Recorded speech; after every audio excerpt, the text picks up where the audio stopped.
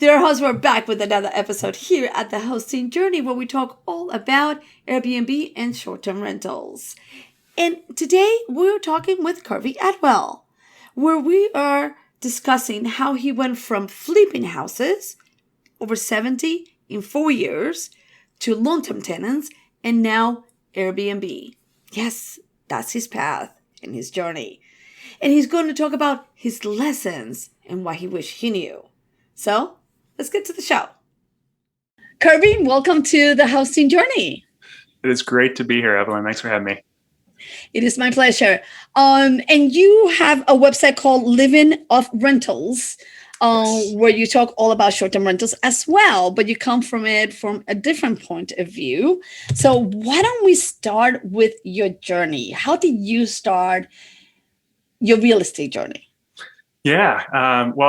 So I guess growing up, I sort of had a rich dad, poor dad experience a little bit myself but it was with my parents. My mom owned her own insurance brokerage. So she kind of was the entrepreneur. It was eat what you kill kind of thing. You know, she started from scratch and just built it herself. And then my dad worked for the park district. So he was a director of Parks and Rec in Chicago, or a suburb of Chicago where we're from.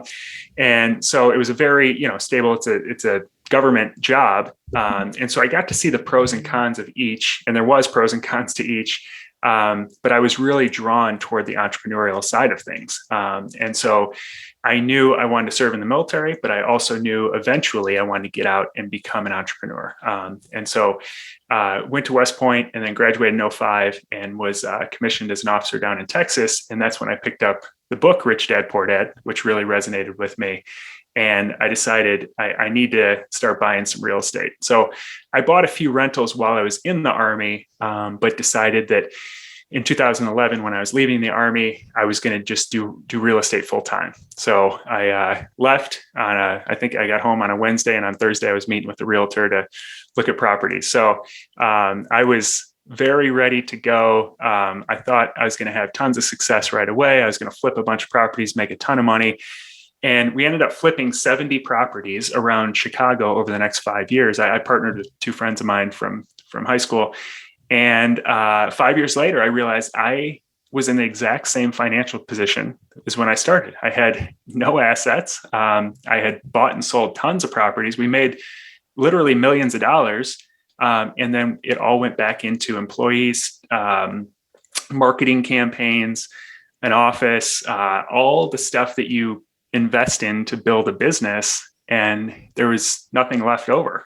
So I realized this strategy it's creating a hamster wheel for myself, and I needed to buy something and own something. And so I decided I was going to buy long-term rentals first, and just started building up a small portfolio of 26 properties, and they cash flowed well. But I had mostly voucher tenants. I was working with this VA program that gave vouchers to homeless vets to pay for their rent. And so the cash flow was good, but it was very management intensive. And the properties, I'd rehab them really nice, and then a year later they'd be destroyed, and I'd have to put all the money back into them then. And then we moved from Chicago to Northwest Indiana. So I was an hour or more from the property, so they were hard to manage. So around that time we moved, I discovered, or we were rehabbing a house, and I had heard about Airbnb, and I thought, let's just try it in our basement. And so we rehabbed our basement into a 1-bedroom apartment that had a separate entrance. It was a walkout basement. And in the first few months, we made $24,000 just from the basement. And I was like, this is insane. Just from like the high season, the summer season.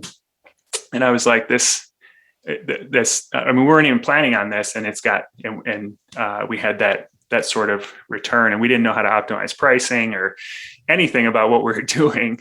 And so I said, we got to scale this. And so we started buying more short-term, and I decided to sell off the entire long-term portfolio.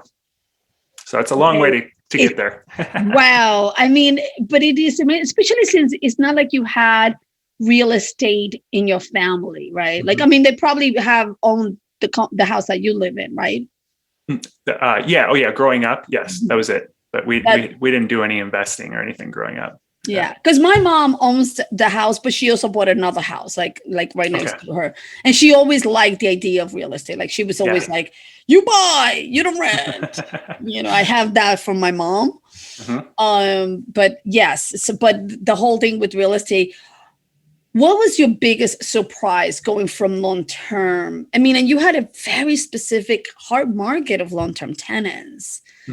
Yeah. Because like you said, like they really beat up your home after you did amazing renovations. You're sort of feeling like this is defeating the purpose. I'm not making money. Yeah. Yeah. And I mean, I'm not like totally down on long-term rentals. I think they can work. They have a place. And initially it was amazing for me because, I would target really beat up properties like I was when I was flipping, rehab them, build in a whole bunch of equity. And then, like I said, the cash flow was good and I could manage them. They were management intensive, but I could do 1, 2, 3, 4.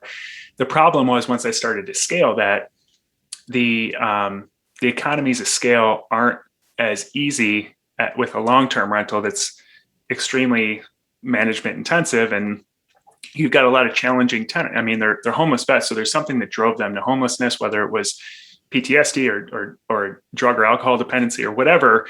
The issue is that they're going through that caused the homelessness. They're still going through that while they're living in your house. And so there's a lot of support that's required. So once I started to scale that larger, it was just extremely difficult. And then, the numbers took a real hit. And I thought, this, and also my lifestyle too. I think as people invest more, they realize it's not just about the numbers. Like if it's consuming your entire life, then it doesn't matter what the return is. So once I figured out short-term rentals, I realized the return per investment is much higher. So I don't need nearly as many short-term or as many rentals in general to pay my bills and become financially free.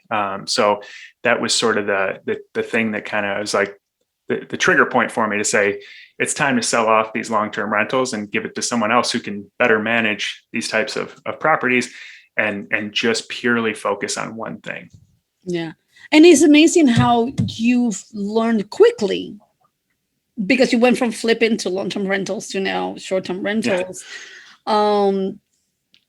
What you want in your life, because it's so easy to just stay in that situation because you're making money and not thinking about the quality of life. Right.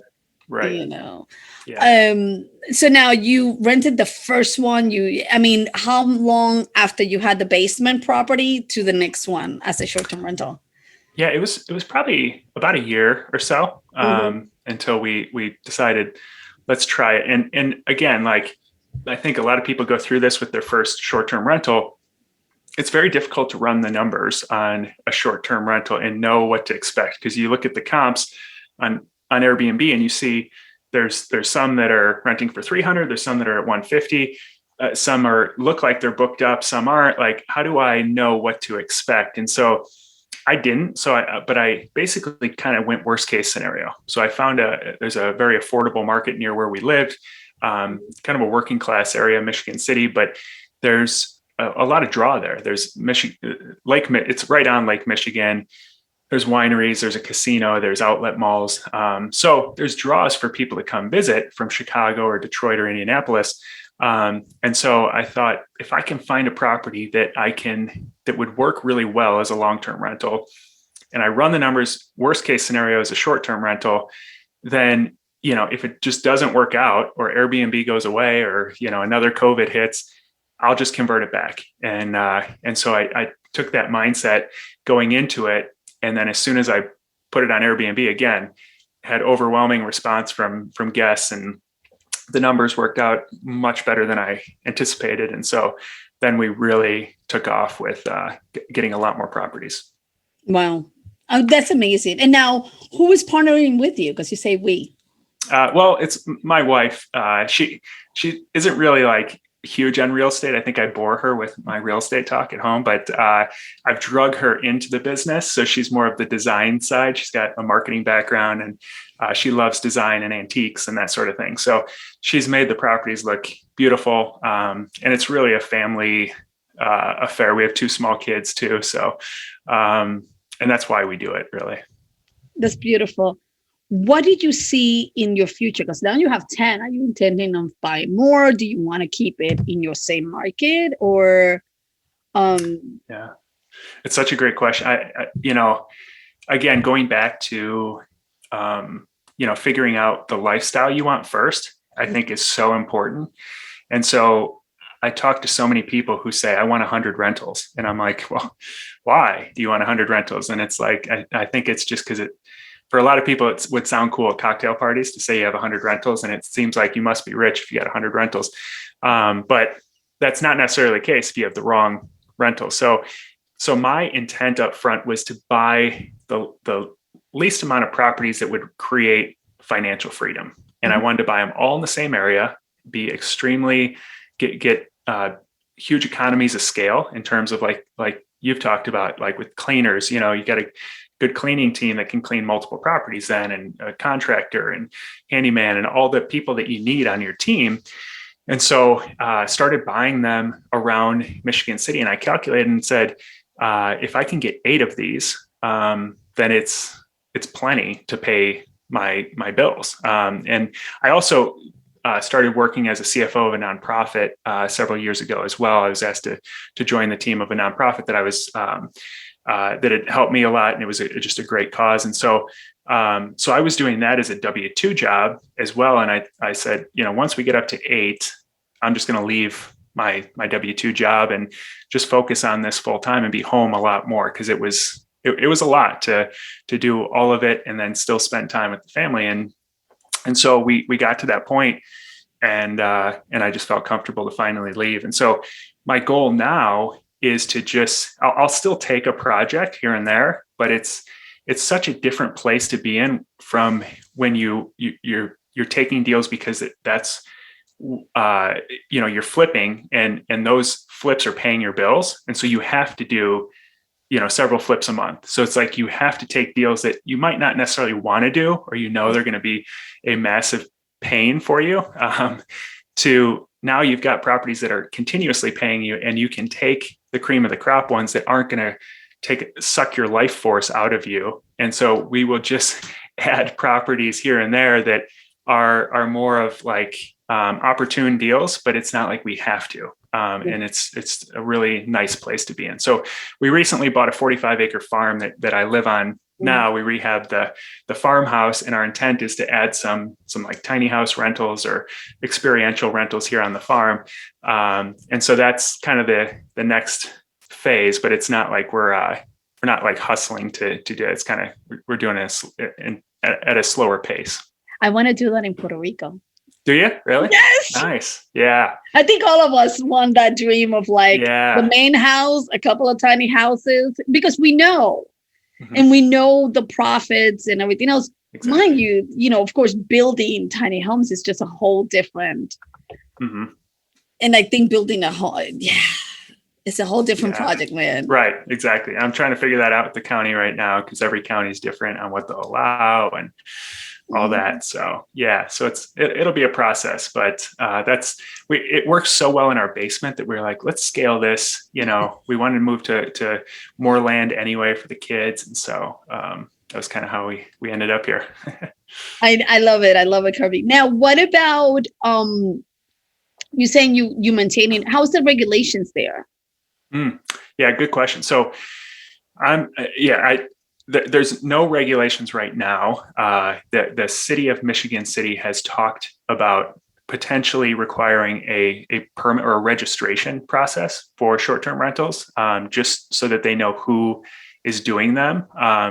No restrictions on it. They want short-term rentals. They realize that the Indiana Dunes just became one of the newest national parks. There's one since then that was made into a national park, but 2 years ago they made it a national park. So there was already a ton of traffic to visit here.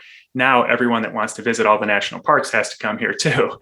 So we get a ton of visitors, and there are just no hotels. I mean, every RV park is booked. For a year or two out. and there's just not nearly enough places for people to stay. And so Michigan City wants people to come to Michigan City, and they know the need. So the regulations aren't crazy. The taxes are really cheap. It was what drew me out of Chicago, really, and over here, was the simplicity of it. And it's just so much easier to work. If I want to do construction, I walk in and file for a permit, and they hand it to me and say, all right, here you go. And it's like in the city of Chicago, I file, and 6 months later, I might hear back from them. So it's just a totally different animal. I know. Believe me, regulations, man, regulations. Yeah. They can make or break a business. Yeah. Yep. But I also understand where they're coming from, right? Yeah. Like, yeah. You do, but you're like also like, come on, don't make it so hard. Yeah. All right. So you have reached your financial freedom. Mm-hmm. That amazing number where you're like, yeah, this is all what I want to do. And you have the time with your family. That's amazing. I'm so happy for you. This is Thank you. Great. Yes. Thank you. Yeah. And there's always new goals, but it's great when you know that the properties are covering your minimum expenses, and it frees up a lot of capacity. Yeah, no, believe me. I've been living off my savings since December. Yeah. Because I sold Evelyn 1.0. Oh yeah. That's right. And you're sort of like, we gotta have savings, but oh my God. For how much longer? Yeah. Let's get those properties going. Yeah. I know. But it's a process, right? When you sell the property and buy more properties and get them all up and running. What do you feel holds people back from starting this business? That's a good question. I've talked to a lot of people about that and asked them that question. And it's usually like one of the main things that comes up is it's, around like, is somebody going to destroy my house? I don't know how to run the numbers. How am I going to get financing for this type of property? How do I find cleaners? So these main questions that people have in the process, they're just steps in the process. And it's always like one or two that people get hung up on. And I'm always, it hurts to hear that, because I'm like, you're giving up on potentially tens of thousands of dollars of income because of this one thing that is very easy to it's simple to overcome. Maybe not easy, but there is a process to overcome it. There is a way to find a good cleaner in that location. There is a way to find financing, whether you partner with someone else or, there's a right financing strategy for your situation. And so I guess I would encourage people to, whatever that thing is that you think that's the thing that's stopping me. Cause there's certain people that will dwell on that one thing. Well, I was going to start 5 years ago, but the financing just won't work for me. Well, let's get creative and say, well, how could it work? If I had to buy a place, someone was holding a gun to my head and said, you need to go out and find a place.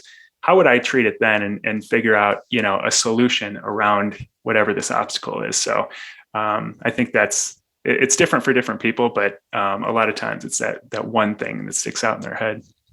Yeah. I mean, I think also a lot of people just don't want to bother with the people. They don't want to, they don't want to manage it, or they think it's easy money when the reality is like, I don't know if it is. It's still a job. Yeah. It's not like it's not a job. It's still a job. What will be your biggest lesson that you have learned and the difference between the long term and the short term? Yeah, good question. So I think when it comes to just finding, I guess I landed on short-term rentals because I never wanted to do like the 1% rule that you read about in Bigger Pockets. Like, the standard rental property that you buy for X price and you can rent it for 1% of the gross price. That's the 1% rule that got popular with Bigger Pockets. And I think that's how people will judge is it a good rental property? And that's great if your goal is to just add rental properties to your portfolio, buy them turnkey, and just own properties as sort of a retirement plan. And you're planning to work forever, or work till you retire.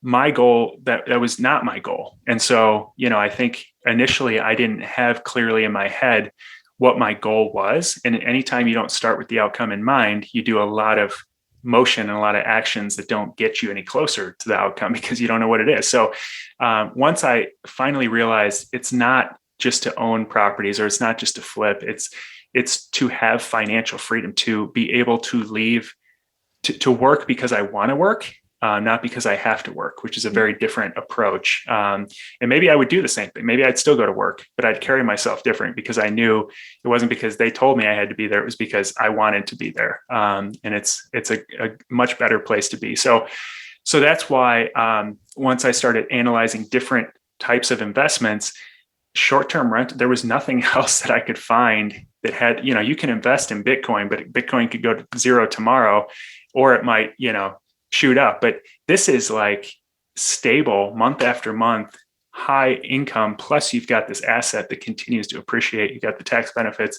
There was just nothing else and the financing that you can get is just, there's no other financing out there that can touch it for another investment too. So it's just a combination. So I think to answer your question, I don't know if that answered it, but learning what different types of assets there are to invest in and how they work, and realizing that I can't find anything else out there that touches this from when you look at all the different components combined.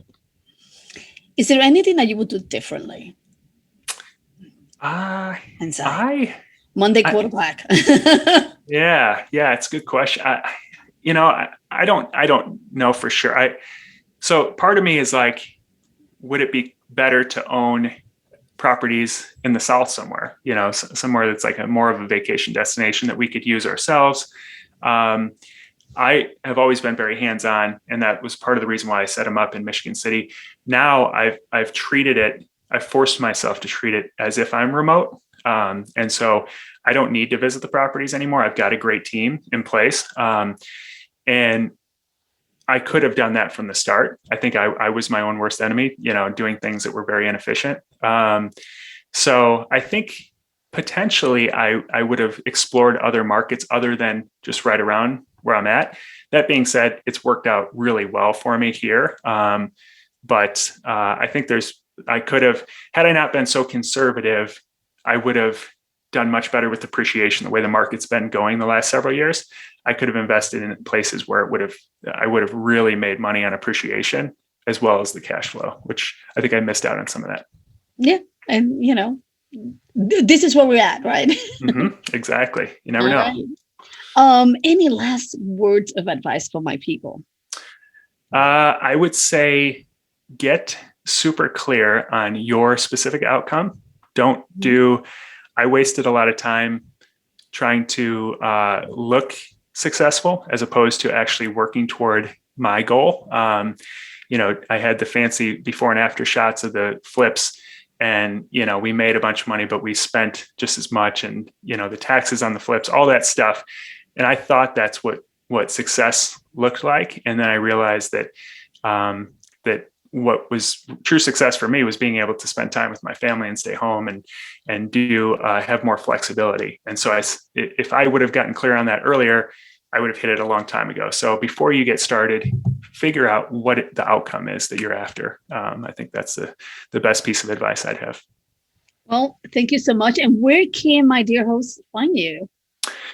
So the best place, well, actually, I did a webinar that I have up on my website that kind of goes through my process for buying and setting up really high cash flowing vacation rentals. So it's just living off rentals /webinar. And you can watch that webinar right there. And it's like an hour and a half, and it goes through my whole process. So, and then I'm always open to talk to, and I've got a link to my calendar if you want to book time on my calendar, or just Kirby at greenvethomes.com is the name of my investing business. So I'm always open to chatting. All right. Thank you so much for being on the hosting journey. Yeah, thanks for having me. I really appreciate it. Dear host, what do you think of that journey? Isn't that amazing? And please reach out to Kirby Atwell at Living Off Rentals. And if you want more videos like this, where I'm interviewing people like you and me, people that are doing Airbnb and they know they don't have a huge empire, but they're still doing it and doing it successfully. Let me know in the comments below. If you like this video, hey, press like or subscribe and get notified for more videos of the hosting journey. See you in the next one.